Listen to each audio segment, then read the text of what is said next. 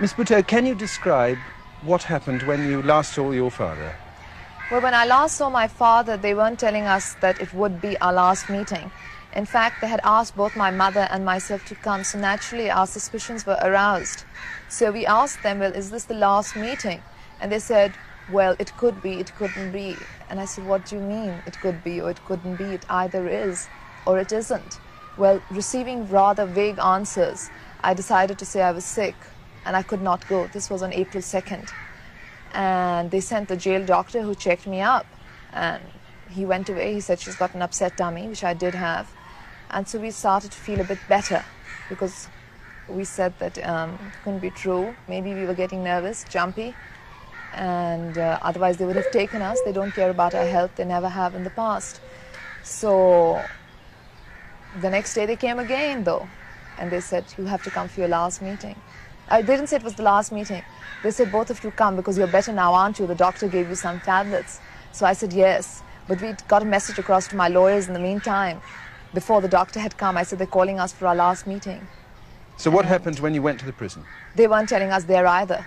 And we weren't sure. We were so confused till we got to the death cell. And my father said, so both of you have come together? And we said, yes. And he said, this means it's the last meeting.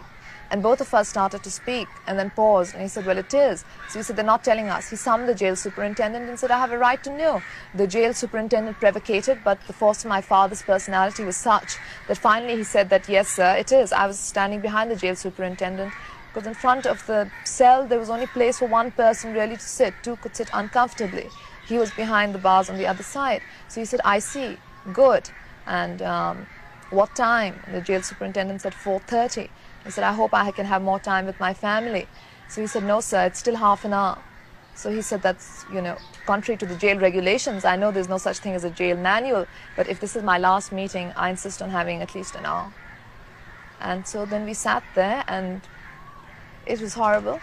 Now when I look back on it, my father was very calm. And he talked of family matters. He talked of party matters. And I keep seeing his face. They asked at the end of the meeting, I said that I'd like to hug my father goodbye. He'd been the president, the prime minister. He'd brought them back from the camps of India. They wouldn't even open the cell doors for me to kiss him goodbye. And then we just went back and started the countdown to death. Nobody else knew, nobody else was aware. He didn't even keep a book with him. I'd taken some books with me. He had no paper and pencil. They'd taken that away a week ago. I said, please keep something, you'll have something to read. And he said, no, I have my thoughts. My thoughts will keep me till the time comes. And he wanted to keep Shalimar. It's a perfume by Guerlain, which he'd always worn. And he said, I want to keep some of that. And we had it with us. We gave it to him. And he said that I'll go out looking clean and I'll be smelling nice because it's a beautiful world, it's a beautiful earth, and I'll be part of the land and I'll be part of its myth, its legend, and I'll go back home to my people, go back where I belong. It was just that he was so calm, and I don't know how he must have been feeling. I'm sorry to remind you about this. Did he or you really believe that the sentence was going to be carried out? Yes, I did. Because my father had been preparing me for 2 years. He kept saying they were going to kill him, but nobody believed it.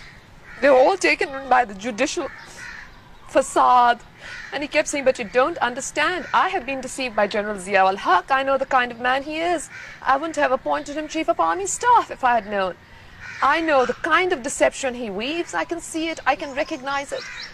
And then about 3 weeks or 4 weeks before the assassination, I was in his death cell. I was saying, no, it's not going to happen. And he said, well, he smiled and he said, when have I ever been wrong? And he recounted to me each phase of the trial.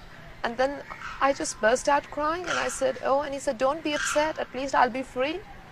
What was his last word? What was his last message to you? His last words, where he said goodbye to us at the death cell, what I remember was, this is goodbye until the final meeting.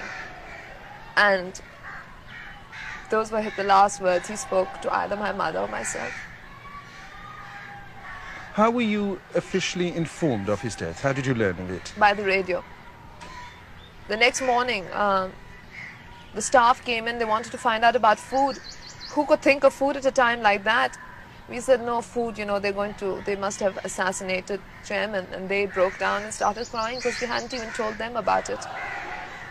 They went out and started crying, and we waited and waited till it was announced on the radio. And what happened then?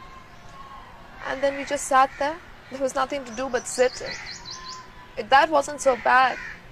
It was the waiting before, when you said 8 hours, 7 hours, 6 hours. You kept thinking, what is he doing? That was the horrible part. Then at 2 o'clock, we couldn't bear it anymore. We didn't know they would assassinate him at 2. We'd been told 4:30.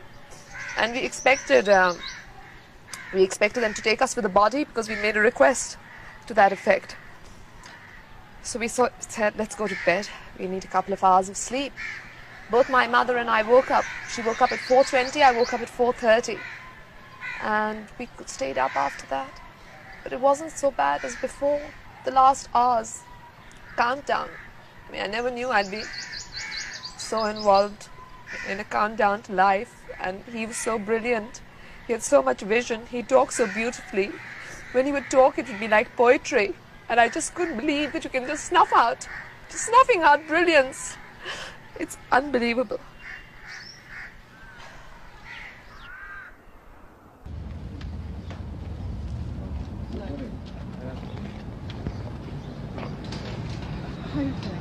Well, I don't want to say much. I came just to tell you that, of course, it's a personal tragedy.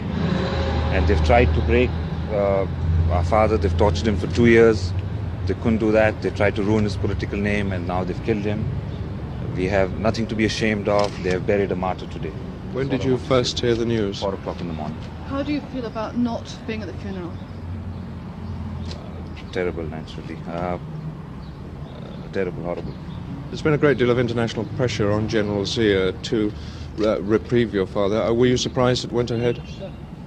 They've shown they're capable of anything. The military has shown they're capable of doing anything. What reaction would you expect in Pakistan now? Honestly, don't know. I wouldn't like to comment on that. My mother and sister are there still, and we just do not know what the conditions are with them. What would you say was your father's achievement as a politician and a man? He saved Pakistan from the ashes after the 1971 Bangladesh war. He gave our country freedom and a political awareness, and he gave our country democracy and social and economic justice.